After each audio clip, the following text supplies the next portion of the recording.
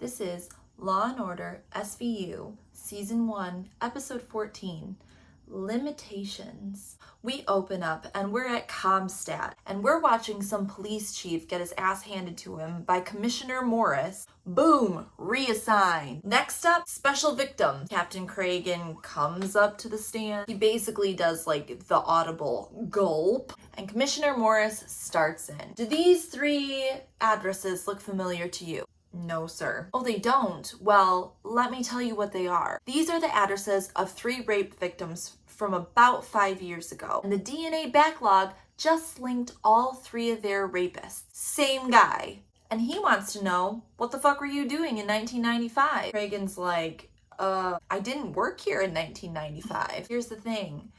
It's still your job. And unfortunately, there's a 5-year statute of limitations on rape. And you haven't talked to the victims, have you? Well, we've got one of them here. Victoria Kraft, come on down. She stands up and stoically reads her statement. She is not to be fucked with. She was raped and then maced. There were no arrests, and now she's been told there were 2 other victims. And she urges the SVU to revisit her case before the statute expires. Miss Kraft, your case will be our highest priority. We're back at the precinct, and we learned that the 3 victims are Victoria Kraft, who we just met, Lois Crean, and Jennifer Neal. All 3 victims were raped in less than a week with the same MO. Perpetrator broke in, climbed into bed with them, raped them, maced them, and left out the front door. We're looking for a white male, 20s to 30, 160 pounds, long brown or black hair. But of course, that's subject to change because that was 5 years ago. Let's go re-interview the victim. Cragen's gonna try and get a warrant for the arrest of John Doe 121. How are we gonna get an arrest warrant for them?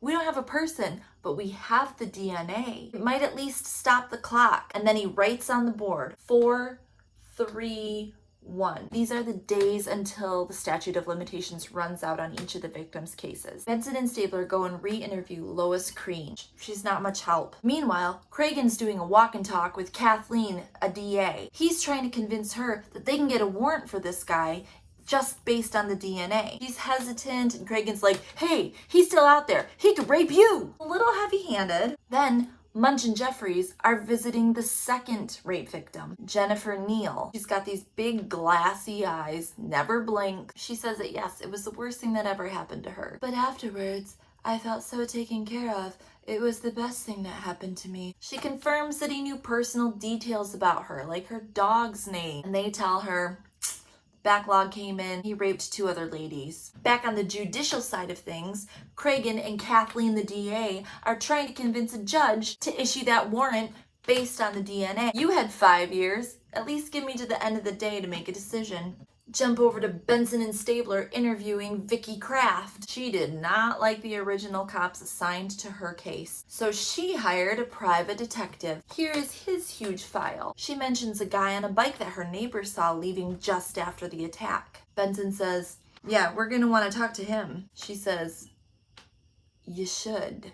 And they're like, okay. They find that neighbor. Yeah, I remember that night. It's about midnight or 1 a.m. Some guy on a green bike pulls out of the alley and almost hits me. He falls over and scrapes his elbow, but then he gets up and rides away. He was wearing a motorcycle helmet and a jumpsuit, maybe a uniform of some sort. And this neighbor knows exactly what kind of bike he was riding, because it turns out he worked in a bike shop for 20 years. We are at the hearing in the court. We're ready to hear from the judge what he's decided about the warrant. Cragen and Kathleen, the DA, are there, but also Benson and Stabler and Vicky Kraft, the first victim. The judge spews a whole bunch of mumbo jumbo in support of statute of limitations, says that it's good because people / rapists don't have to live in fear years and years after they rape somebody. He denies the warrant. Vicky is pissed and she gets up and walks out. Kathleen, the DA, says, yeah, we're obviously going to appeal this. And the judge says, yeah, I assumed so. So I sent the paperwork to the appellate court to speed up the process. They catch up with Vicky at the elevator. Wait a second, you didn't hear the second part of that. They're going to appeal. She yells at all of them, but especially Cragen. This half-cocked legal maneuver is the best you can do? I did the rape exam. I answered all the questions. It was embarrassing, but I did it because I wanted justice. This system sucks ass. And Cragen takes all that spit in his face. Yeah, this is on you, man. This is your job and you're the boss. So they head back to the precinct. They cross off the one. Statute of limitations is over for Vicky's case, but she could still testify. Munch comes in with this explanation in favor of the statute of limitations and pisses everybody off. Let's go and talk to the cops that originally investigated all 3 of these rapes. First off, Jeffries and Munch talked to Ruby Basanti, who worked Vicky Kraft's case. She remembers her because she sued her and her partner for being derelict in their duties. She was just mad that we had no leads. We weren't getting anywhere in the case. She had a good mental picture of who they were looking for though. How so? Well, he got into buildings where you had to ring into the building and then ring in again to the elevator. Yet, nobody remembers him. So somebody forgettable, a paper boy, a delivery guy. Meanwhile, Benson and Stabler are talking to the detective that was on Jennifer Neal's case, and they tell him that there was 2 other rapes linked by DNA. Who worked those cases? Well, one was Ruby Basanti. Oh, she's awesome. Oh, okay. Who was the other? Detective Dan Lattimore. Oh, hell. Oh, does he suck? Listen, I don't want to talk bad about another detective, but fuck that guy. All right, let's go talk to that guy. We go in and Stabes is trying to talk to him like cop to cop. He was on Lois's case, the 3rd victim, and he sucks so hard. He didn't believe her. He barely took any notes. It's a classic one-night stand. She got lucky and then had regret. Well, guess what, motherfucker? They linked his DNA to 2 other rapes. So I was wrong. Can I buy you a drink? Olivia's just. She wants to throat punch him. We're right there with you, Olivia. We jump to the appellate court, and the judge is making his decision on the DNA warrant. He's kind of a cock about it. Why don't we just issue a warrant on every DNA case that we have, and then denies it? Lois, the 2nd victim, is there, and she falls apart when he bangs the gavel. Benson sits down to talk with her. She says she was only 24 when she was raped. The biggest thing that happened in her life up to that point was Brandon Lee died during the making of the movie The Crow. Okay, but let's talk about the rape. The sex wasn't the worst part. I gave that to him. Then he wanted to sit there and talk to me about The Crow. And when he was leaving, he called me Lolly. Only person that calls me Lolly is my grandma. So they start trying to make connections with the other cases. Do you think he went through your mail? Was there a green bicycle? Yes. I tried to tell that to the other detective, the dick detective. He said that I would be seeing the rapist everywhere.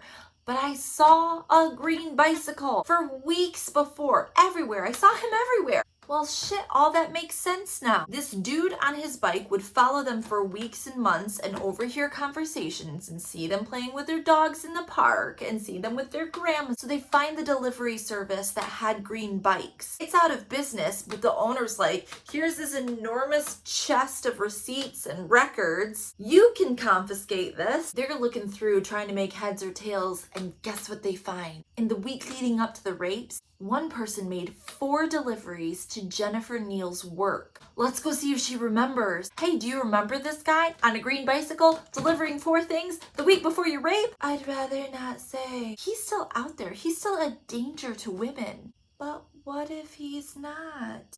Oh my God. You know who he is. Yeah, they met by accident after it happened. He didn't recognize her, but she recognized him. But once she knew that he had changed, she told him who she was. We prayed together. So it turns out she is a member of the Society of Friends, which is a group of Quakers. Quakers are pacifists. Okay, well, at least listen to the other victims.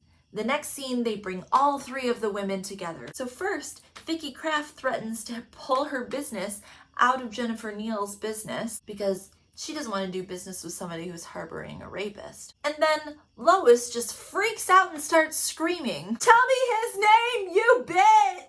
None of that works, and we're down to 15 hours. We've tried all sorts of pressure. Cragen says, it's time to put the legal pressure on. She is a victim, but she's also the only witness to a felony rape. will ask the judge to compel her to speak. This is a fucking big deal because they have never forced a victim to speak. However, they don't want this guy to walk. So in court, they compel her to testify and she won't give up the name. She is held in contempt of court, take her to jail. Olivia is just incredulous. Cragen says, "Hey, are you okay? We just sent a rape victim to jail." "No, I'm not fucking okay, Cragen." Uh-oh, Commissioner Morris is here and he's pissed. He wants to see Cragen in his office. "Did you just put a rape victim in jail? Do you have any idea what kind of press I'm dealing with?" He wants to wave his stupid commissioner weenie around. But guess what? The scene ends with Cragen slapping his big dick on the table and telling him to get the hell out of his office. Vincent and Stabler go to the echoiest church in the history of churches, and they're talking to the pastor about Jennifer's decision to be quiet about her rapist. He says that he disagrees with Jennifer, but it's not his decision to make. He won't give up the list of members for them to look through, so they have to come back with a warrant and take them. They're back at the precinct and everybody is looking for matches between people who worked as a bike messenger and members of the cult. I mean, the church, the Quakers. We have 6 hours, so everybody is looking earnestly for 2.5 minutes, and then boom, we get a hit. Harvey Dennis with 1 N in the system, arrested for burglary. Oh my gosh, he was attempting rape number 4, but they picked him up for robbery before he got a chance to. He was sent to prison, he's out on parole. Here's the address, let's go and arrest him. They walk up to the man behind the counter and they say, "Harvey Dennis, we have a warrant for your arrest, you rapist motherfucker." And he puts his hands down. "Whoa, get your hands up. Let me buzz you in." Bzz. When they go around the side, they see why he was putting his hands down. It was to roll his fucking wheelchair to the door. Yeah, he's a paraplegic. And what does he say as he rolls over to him? "You got me." It's him! Apparently, he got hit while he was on a bike by some truck and can't feel anything from his waist down now. Hence why he's not a rapist anymore. Staves is scooping him out of his chair and simultaneously Mirandizing him as he puts him in the car. Benson's gonna load up his wheelchair into the trunk and doesn't feel great about it. And that was Law & Order SVU, Season 1, Episode 14. Jum jum!